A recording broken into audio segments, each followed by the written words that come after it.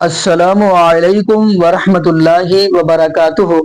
اعوذ باللہ من الشیطان الرجیم، بسم اللہ الرحمن الرحیم۔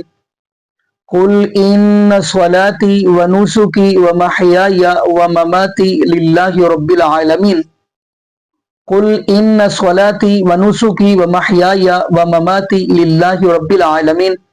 اللہ رب العالمین فرما رہے ہیں، اے میرے پاک پیغمبر جناب محمد رسول اللہ صلی اللہ علیہ وآلہ وسلم، آپ فرما دیجئے میری نماز، قل ان صلاتی و نسکی، اور میری قربانی، و محیای و مماتی، اور میرا جینا اور مرنا، للہ رب العالمین، صرف اللہ رب العالمین کے لیے ہے۔ جی ناظرین، آج ہم جس حوالے سے گفتگو کرنے جا رہے ہیں وہ ہے نماز۔ اب دیکھیں گے کہ ایک ایسا طبقہ بھی ہے، یعنی بریلوی مکتوم فکر، وہ کہتے ہیں کہ ہم اگر ترجیح دیں گے تو اپنے احمد رضا خان بریلوی کی بات کو ترجیح دیں گے، ان کے سامنے آپ رب العالمین کا قرآن رکھ دیں، ان کے سامنے آپ نبی پاک صلی اللہ علیہ وآلہ وسلم کا فرمان رکھ دیں، یقین مانیے استغفر اللہ معاذ اللہ، اللہ معاف فرما دے، استغفر اللہ معاذ اللہ، یہ اتنی ترجیح رب العالمین کے قرآن کو نہیں دیں گے، اتنی ترجیح معاذ اللہ استغفر اللہ نبی پاک صلی اللہ علیہ وآلہ وسلم کے فرمان کو نہیں دیں گے جتنے یہ احمد رضا خان بریلوی کو دیں گے۔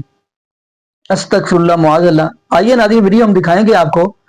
اب ان کا ایک مولوی صاحب ہے، وہ کہہ رہا ہے جی اگر آپ اہل حدیث کے پیچھے نماز پڑھیں گے نا، یعنی جن کا عقیدہ توحید ہے، جن کا عقیدہ توحید ہے، ان کے پیچھے اگر نماز پڑھیں گے تو استغفر اللہ معاذ اللہ، میں وہ جملہ تو نہیں کہہ سکتا، گالی والا جملہ ہے اس نے جو بولا ہے، لیکن ناظرین یہ ویڈیو سن کے آپ نے فیصلہ کرنا ہے۔ اس کے بعد ناظرین ہم آپ کو یعنی امام احمد رضا خان بریلوی کی جو حقیقت ہے اس کے بارے میں بتائیں گے، پھر آپ نے بتانا ہے کہ ان کا عقیدہ ٹھیک ہے یا جو یہ احمد رضا خان بریلوی کے پیچھے لا کے یہ کام کر رہے ہیں، اور احمد رضا خان بریلوی کی حقیقت کیا ہے وہ میں بیان کروں گا، پھر فیصلہ آپ نے کرنا ہے۔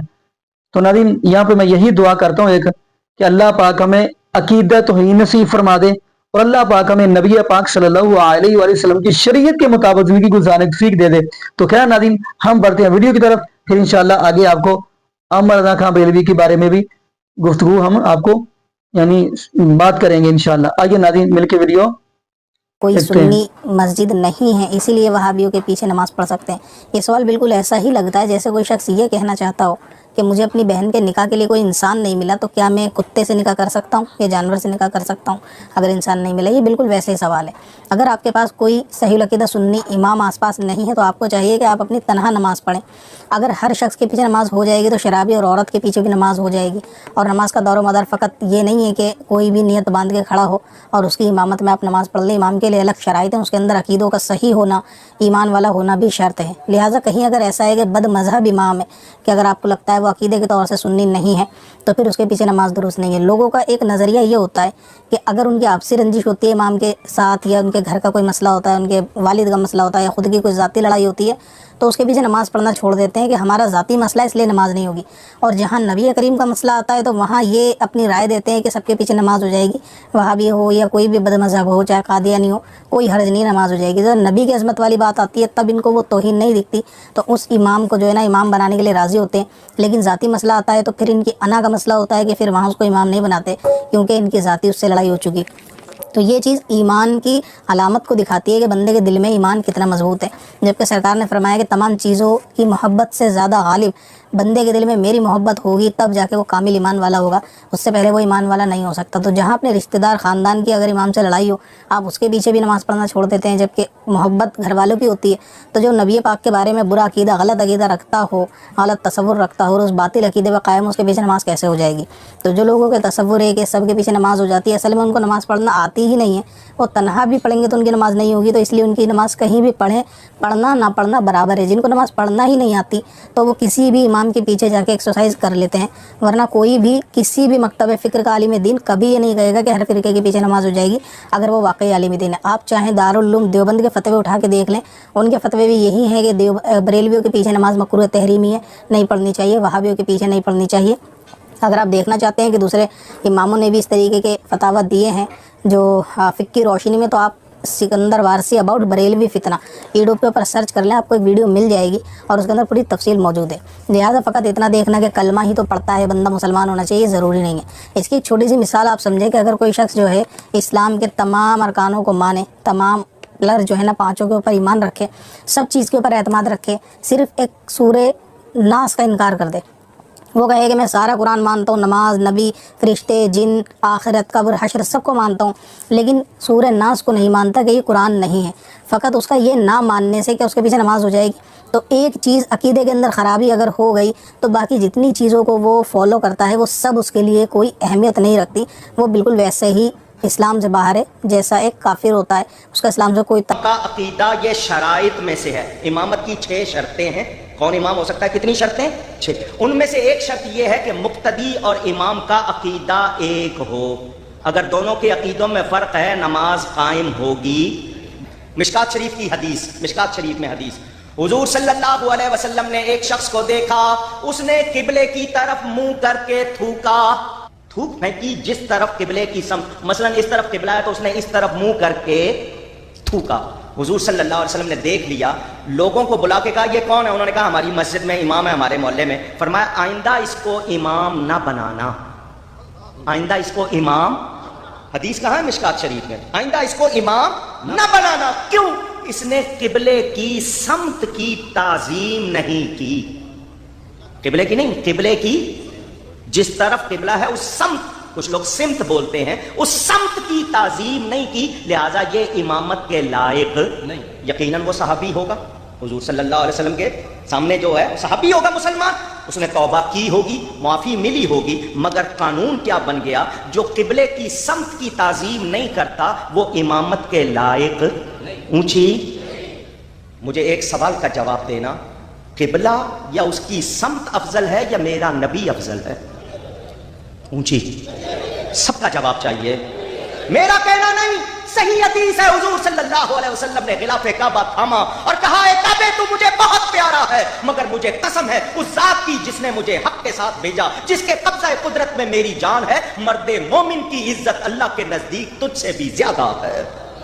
مرد مومن کی عزت زیادہ کعبے سے، تو جس کا کلمہ پڑھ کے کوئی مرد مومن بنتا ہے اس نبی کی کتنی عزت، تو جو کعبے کی سمت کی تعظیم نہیں کرتا، حضور نے فرما دیا اس کو امام نہ بنانا، تو جو میرے نبی کی تعظیم نہ کرے، اونچی، وہ کہیں بھی امام لگ جائے وہ امامت کے لائق اونچی۔ اس کے پیچھے نماز پڑھنی آپ کہیں گے کہ جائز ہے یا دوہرا لیں، آپ تو یہ پوچھیں گے میں جس قسم کا سنی ہوں مجھ سے یہ پوچھو کہ بد عقیدہ کے پیچھے نماز پڑھنے سے گناہ کتنا ہوگا، مجھ سے یہ پوچھو، یہ نہ پوچھو کہ ہو جائے گی یا نہیں، یہ پوچھو کہ اس کے پیچھے نماز پڑھنے پہ عذاب کتنا ہوگا۔ کیوں کہ جب آپ کہو گے پیچھے اس امام کے، تو جو نبی کا گستاخ ہے اس کو امام کہنا اللہ کو دکھ دینا ہے یا نہیں؟ اونچی، تو جو اللہ اور اس کے رسول کو دکھ دے ہم اس کو امام بنائیں گے؟ ہمارا امام کون ہے؟ جو نبی کا غلام ہے، جو نبی کا غلام نہیں وہ ہمارا امام۔ بد مذہب اور بد عقیدہ کے پیچھے نماز پڑھنا جائز ہے بھائی، جدا عقیدہ ہے کہ حضور جڑن انہوں نے علم غیب شریف نہیں ہے انہوں نے اپنا امام بنا لو گے، جڑا اے کہندا ہے کہ نبی مر کر مٹی میں مل گیا اس کو امام بناؤ گے؟ بد عقیدہ، بد مذہب، گستاخ رسالت، گستاخ صحابہ، گستاخ اہل بیت کے پیچھے نماز پڑھنا جائز ہے نہیں، تو جو ان کا گستاخ ہو اس کے آگے آپ کھڑے ہو کر نماز پڑھا سکتے ہیں؟ قیامت والے دن آواز آنی، یوم ندعو کل اناس بامامہم، سورہ انبیاء 15واں سپارہ، اللہ فرمائے گا ہر امام اپنے اپنے مقتدی لے کے آئے، سارے اپنے اپنے اماموں دے نال آؤ، ادوں جناب اے او امام صاحب جڑے حضور دے غداراں نوں نمازاں پڑھاندے سن، تے جویں بد مذہب اور بد عقیدہ دے پیچھے نماز نہیں ہوندی، ایویں اودے اگے بھی کھلون لگے 100 بار سوچنا چاہیے، تھوڑے ہون کوئی گل نہیں، تھوڑے ہونے چاہیے، نہ ہون زیادہ، بہت تھوڑے ہون، لیکن آواز آئے، خود عالم محشر کے اندر رسول پاک خود آواز دے، اس کو بلا کر لاؤ، اس کو بلا کر لاؤ جس نے ساری دنیا سے ہمارے لیے ٹکر لے لی ہوئی تھی، اس کو بلا کر لاؤ، اس کو بلا کر لاؤ، اور پھر جب وہ آ رہا ہو اس کی وہیل چیئر کے پیچھے پیچھے آپ ہی جا رہے ہو،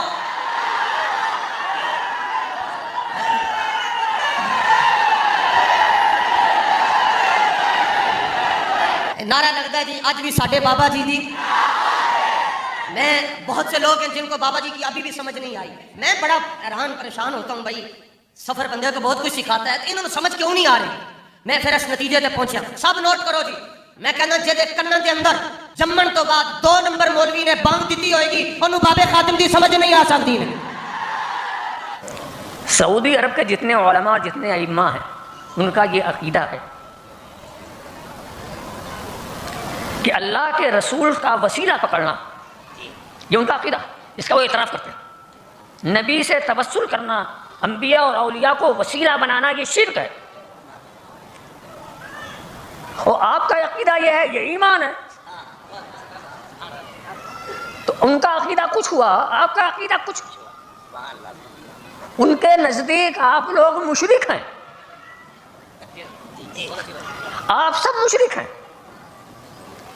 جو نبی کا وسیلہ پکڑتے ہیں, جو اولیاء کا وسیلہ پکڑتے ہیں, جو آستانوں بزرگوں کے آستانوں پر جایا کرتے ہیں, یہ ان کے اس عقیدے پہ سب مشرک ہیں. تو آپ سوچیں, جو آپ کو مشرک سمجھتا ہو اس کے پیچھے آپ نماز پڑھیں.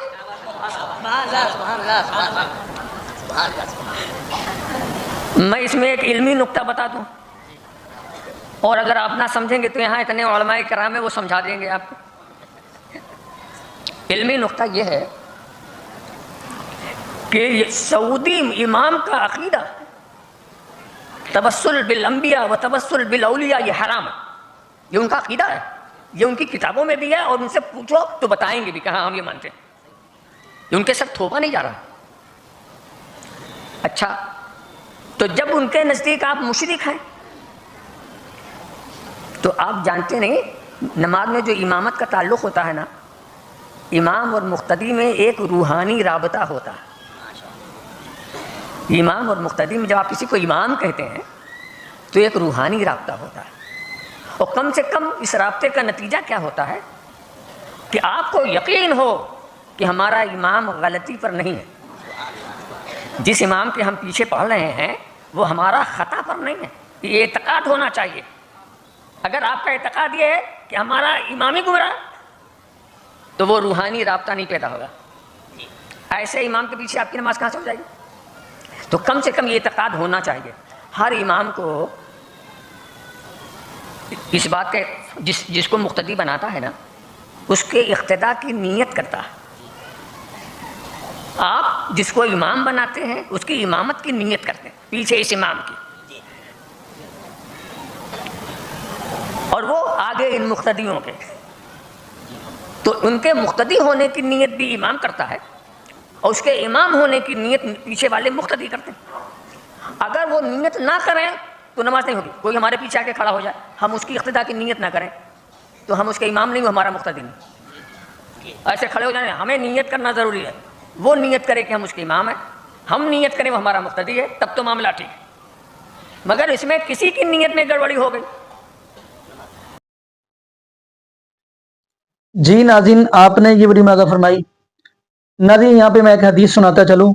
ہم نے اگر فالو کرنا ہے نا تو رب العالمین کے قرآن کو اور نبی پاک صلی اللہ علیہ وآلہ وسلم کے فرمان کو. چلے پہلے ہم قرآن پاک کی آیت پڑھتے ہیں. قرآن کہہ رہا ہے الیوم اکملت لکم دینکم واتممت علیکم نعمتی ورضیت لکم الاسلام دینا. اللہ رب العالمین فرما رہے ہیں, اے میرے محبوب علیہ السلام, ہم نے آج کے دن آپ کے اوپر دین اسلام کو مکمل کر دیا اور اپنی نعمتوں کا بھی اتمام کر دیا. اگر پسند کیا تو آپ کے لیے دین اسلام کو ہی پسند کیا.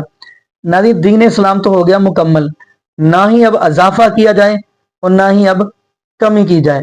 لیکن عامر رضا خان بریلوی نے کسی قسم کی کمی نہیں چھوڑی.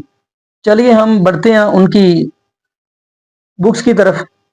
ناظرین, ان کی کتاب ہے فتاوی رضویہ. فیصلہ آپ نے کرنا ہے, ان کے پیچھے نماز پڑھنی چاہیے یا پھر جو اہل حدیث کے بارے میں یہ جو جملے بول رہے ہیں, جنہوں نے جو آپ نے گفتگو سنی ہے, کیا ان کے پیچھے بریلوی طبقہ پیچھے نماز پڑھنی چاہیے یا نہیں پڑھنی چاہیے, یا ان کے پیچھے جن کے بارے میں وہ کہہ رہے ہیں کہ جی اہل حدیث کے بارے میں جو جملے بول رہی ہیں ان کے پیچھے نماز پڑھنی چاہیے نہیں, یہ فیصلہ آپ نے کرنا ہے. فتاوی رضویہ, اور آپ کو پتہ ہے یہ 30 جلدوں میں ہے.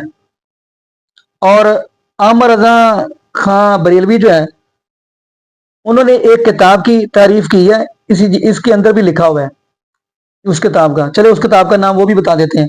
وہ کتاب ہے سبع سنابل, 7 بالیاں. جیسا کہ آپ سورہ یوسف پڑھیں گے نا, وہ جو آپ دیکھیں گے کہ عزیز مصر وہ جو بادشاہ خواب آیا تھا. خیر آپ سورہ یوسف پڑھیں گے تو آپ کو ہر چیز کا پتہ چل جائے گا. ایسے اگر وہ بات کریں گے تھوڑی لمبی گفتگو ہو جائے گی. تو خیر ایک کتاب کی احمد رضا خان بریلوی نے تحریف کی ہے, یعنی تعریف کیا کی ہے, سبع سنابل کی تعریف کی ہے. کیا وہ کتاب میں لکھا ہے کہ وہ کتاب کون سی, سبع سنابل. احمد رضا خان بریلوی لکھتے ہیں سبع سنابل نبی پاک صلی اللہ علیہ وآلہ وسلم کی بارگاہ کے اندر مقبول و منظور ہوئی ہے, اور یہ کتاب جو سبع سنابل یہ نبی پاک صلی اللہ علیہ وآلہ وسلم کو خواب کے ذریعے پیش کی گئی. استغفر اللہ معاذ اللہ. تو یہ کتاب مقبول ہوئی ہے. لیکن اگلی بات ہم کرتے چلیں, جس کتاب کی یہ تعریف کر رہے ہیں کون بنا, احمد رضا خان بریلوی. میں احمد رضا خان بریلوی کی بات کر رہا ہوں. جس کتاب کی فتاوی رضویہ کے اندر اس بندے نے تعریف کی ہے نا, اسی کتاب کے اندر یعنی سبع سنابل کے اندر, اسی کتاب کے اندر آپ کو پتہ ہے ناظرین وہی جملہ لکھا ہے. کون سا, استغفر اللہ معاذ اللہ, استغفر اللہ معاذ اللہ, جو عموماً آپ نے کئی علماء سے سنا ہوگا. استغفر اللہ معاذ اللہ یعنی چشتی رسول اللہ والا, استغفر اللہ معاذ اللہ یعنی احمد رضا خان بریلوی نے اس کتاب کی تعریف کی ہے, اس کو مانا ہے. اس کتاب کے بارے میں یہ بات کہی ہے کہ یہ نبی پاک صلی اللہ علیہ وآلہ وسلم کی بارگاہ کے اندر قبول و منظور ہوئی ہے. استغفر اللہ معاذ اللہ. کیا ناظرین اب بتائیں ان کے پیچھے نماز پڑھنا ٹھیک ہے؟ جو یہ بات کہے, جو احمد رضا خان بریلوی کے پیروکار ہیں ان کے پیچھے نماز پڑھنا ٹھیک ہے؟ بلکہ یہاں تک میں حیران ہوتا ہوں, استغفر اللہ معاذ اللہ, ان لوگوں نے احمد رضا خان بریلوی کے اتنے لوگوں کو قصے سنائے ہیں, قوم کو اتنے سنائے ہیں نا, اب قوم ان کی استغفر اللہ معاذ اللہ معاذ اللہ استغفر اللہ معاذ اللہ, احمد رضا خان بریلوی کو ہی نبی ماننے لگ پڑے ہیں. استغفر اللہ معاذ اللہ. تو خیر ناظرین یہاں پہ میں یہی دعا کروں گا, اللہ پاک ہمیں عقیدہ توحید نصیب فرما دے, اور اللہ پاک ہمیں نبی پاک صلی اللہ علیہ وآلہ وسلم کی شریعت کے مطابق زندگی گزارنے کی توفیق دے دے. اور یہ بھی دعا کریں اللہ پاک ہمیں ایسے ہی نماز پڑھنے کی توفیق دے دے جیسے آمینہ کے لال جناب محمد رسول اللہ صلی اللہ علیہ وآلہ وسلم نے پڑھی اور صحابہ نے ہمیں بتلائی. تو نبی یہاں پہ ہم دعا کرتے ہیں اللہ پاک ہمیں نبی پاک صلی اللہ علیہ وآلہ وسلم کی شریعت کے مطابق زندگی گزارنے کی توفیق دے, اور اللہ پاک ہمیں 5 وقت کا پکا سچا نمازی بنا دے. اور جتنے بھی بے اولاد جوڑے ہیں اللہ پاک سب کو نیک نورینہ صحت تندرستی والی ایمان والی لمبی زندگی والی اولاد عطا فرما دے. جزاکم اللہ خیرہ, احسن جزا. السلام علیکم ورحمۃ اللہ وبرکاتہ.